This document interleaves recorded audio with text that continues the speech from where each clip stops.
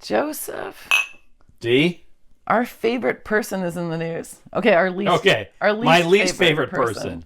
He's such a divisive personality. So Alex Jones, and it's interesting because it's not like he's on trial. It's being called the Alex Jones trial, but he actually was found in default for his most egregious comments about a subject, which was claiming that all the children who died at the Sandy Hook massacre in the school, that it was a hoax, a false flag kind of thing or something like that, and that they were all hired actors, crisis actors.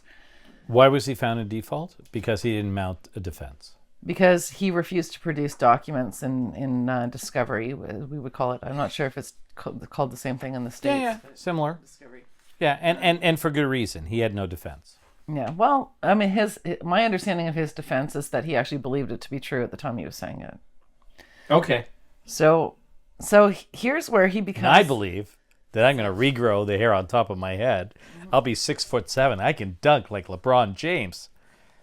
Okay, go ahead. But, okay, so here's the thing for me that is interesting. And I got to say, I loathe the man. I seriously loathe him. Look, we don't have to vilify him, but... It's just a personal opinion. I don't like him.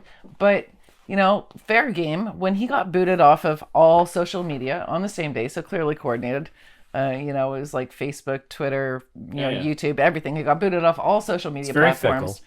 I went on to Twitter and said that it was a false flag operation and that he was lying about being booted out. 'Cause I wanted him to know what it feels like.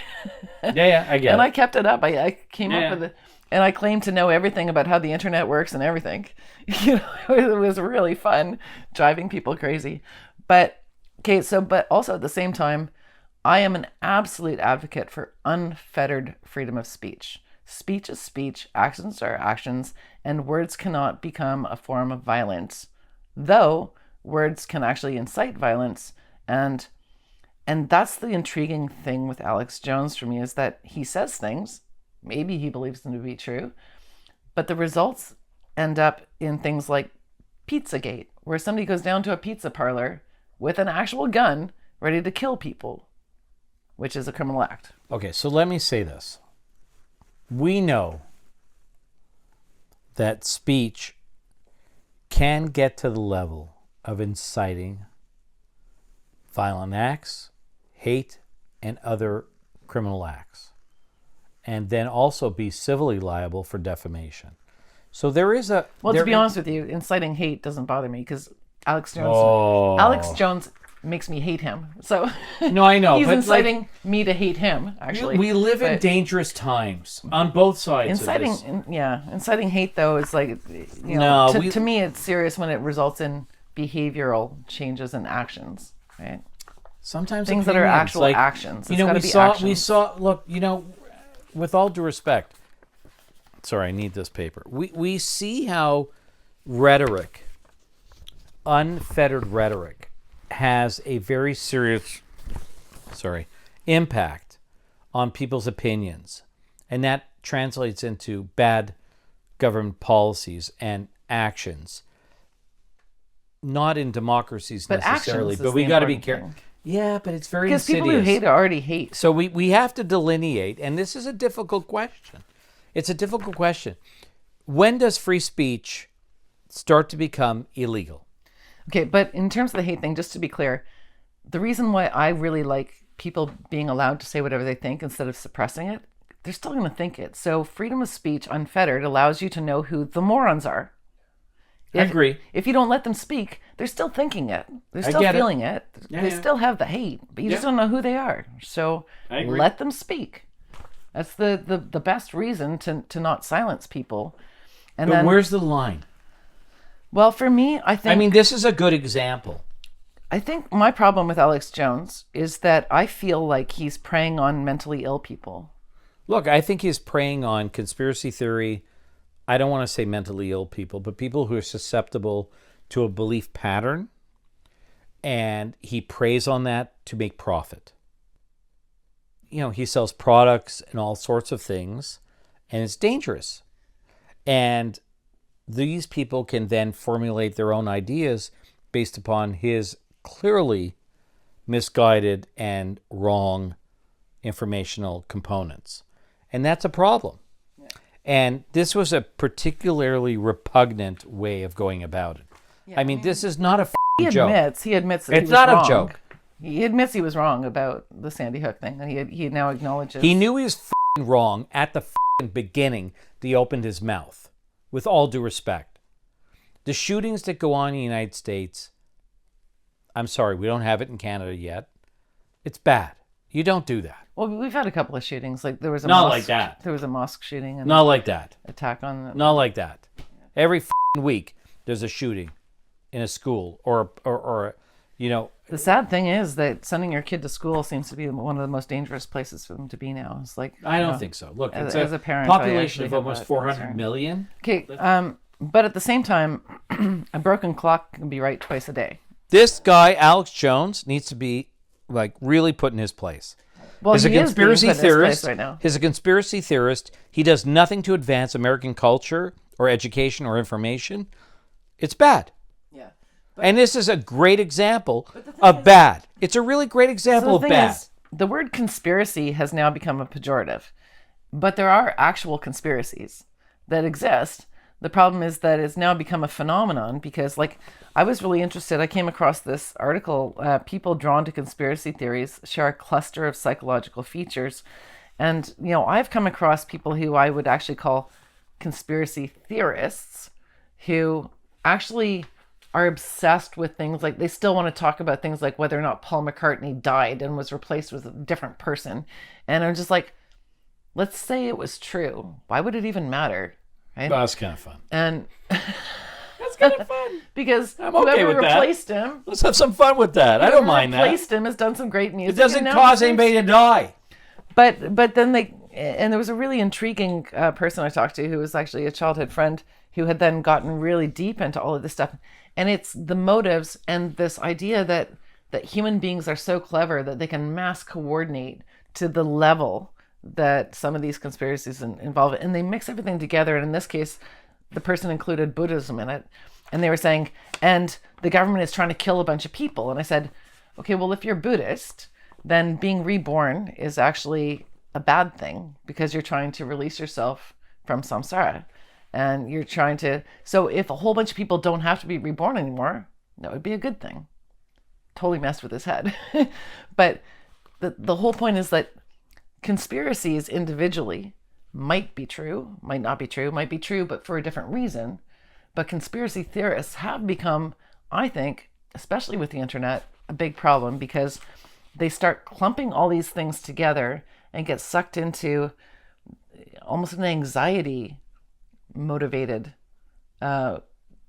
reason to believe pretty much everything they hear. Do you know why? Because we have so much misinformation on the internet. And so what do we do about it? Without, do we need the legal system to control it, or can I think we do because we use counter-speech? people are susceptible to believing that's not true, and then it leads to bad issues. But then we get to stuff like Canadian government now wants to try and regulate what people can and can't say on the internet, and where? No, that's a good point. Right? Look, you raise a good point. Okay, this is why it's a difficult conversation. So let's start with the basics. Okay, freedom of speech. When does it become necessary to regulate civilly? Sorry, I'm just saying. It's my stomach. I want to cover. I gained so much weight. I need to lose it. Just you got to be careful of your microphone. Okay, but you look great, Joe. I love you, Max. Nice tan and everything. No, it's blood pressure. So we need to regulate speech only when it becomes harmful or incites violence. Okay. That said, we also have to look at misinformation and how we counter that. Right. Because it becomes insidious. And we see that in the United States. And somewhat in Canada too. And I'm not saying Canada's better than the U.S. I'm not. I love the United States. But we just got to be careful about all this. And, this shit about, I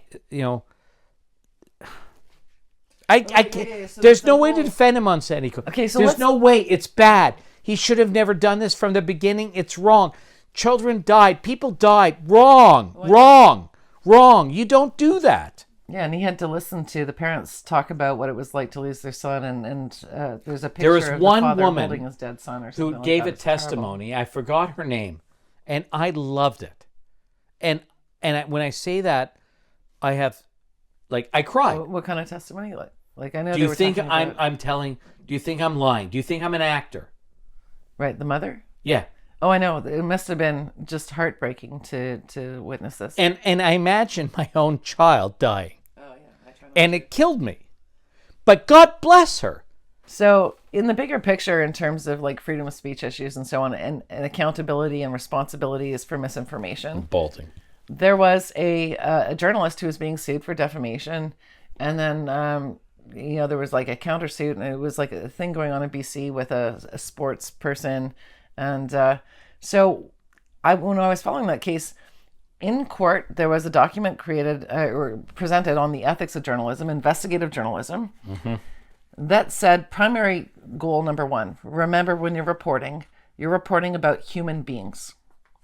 So media members have to remember, or should remember ethically, according to their own guidelines, that if you are going to say something that can harm somebody's life, the first thing to remember, this is a real human being. Absolutely correct. So be very careful. The second one is to remember your investigation can get you killed.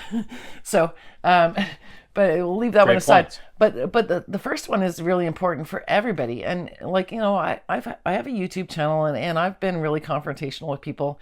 And I can tell you, I never enjoyed going after somebody and calling them a liar. The people who, like, I seriously, when I say that I'm upset about something, I seriously believe it to be true. And I don't enjoy it. I want people to be good people. I want people to be happy.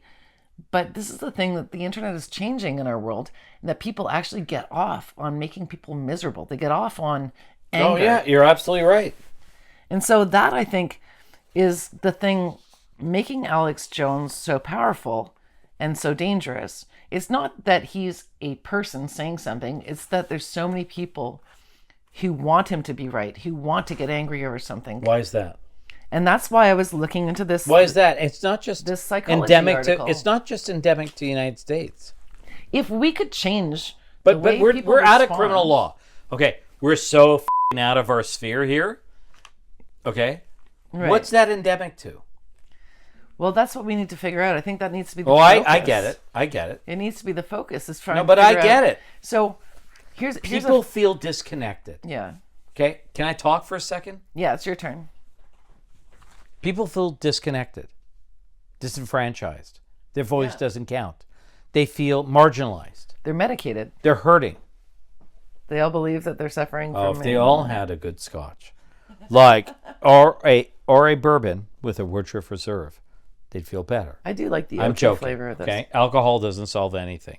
No, but people feel lonely, disenfranchised, isolated, particularly over the pandemic. Mm-hmm.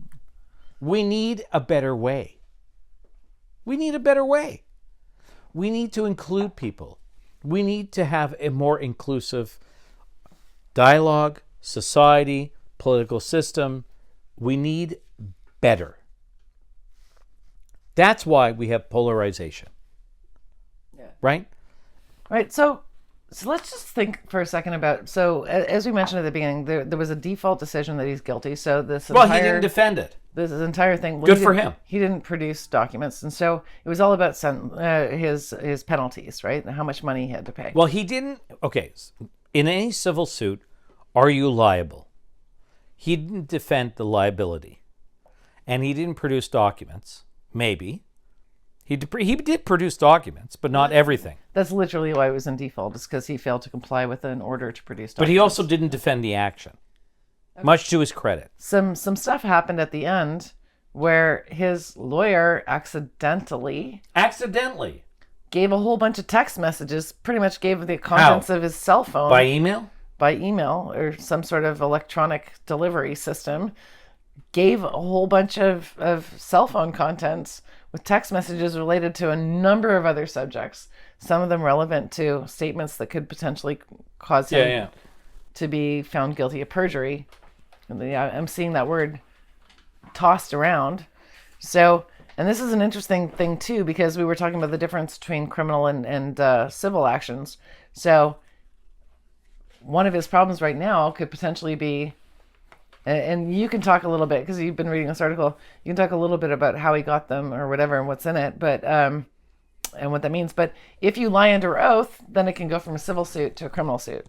The lawyer defending conspiracy theorist Alex Jones in a Texas trial drew his own national headlines this week for accidentally handing over highly sensitive data to his adversaries, opening him up to potential legal consequences.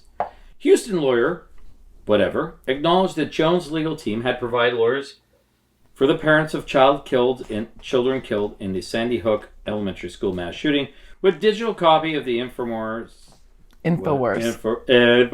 finder's phone's contents, which include text messages and medical records. Okay, so here's the thing. I can't tell how it went over, but if it's by email, it can happen by accident. Mm-hmm. You email lawyers on the other side, 8 million parties, it's in your cache, accidentally you didn't notice and it went over.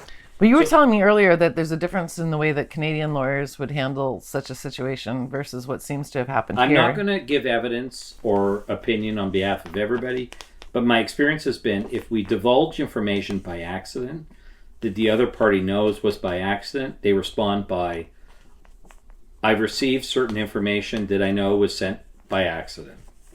We're going to delete it. So then, except for if, because when you say turn over all of your emails and so on, and somebody says, this is it, you don't know if they're lying about whether that's all the emails they have. So if you accidentally turn over emails that show that you lied about, you were actually concealing evidence that you were told to turn over, that's a different story. Great point, Diana.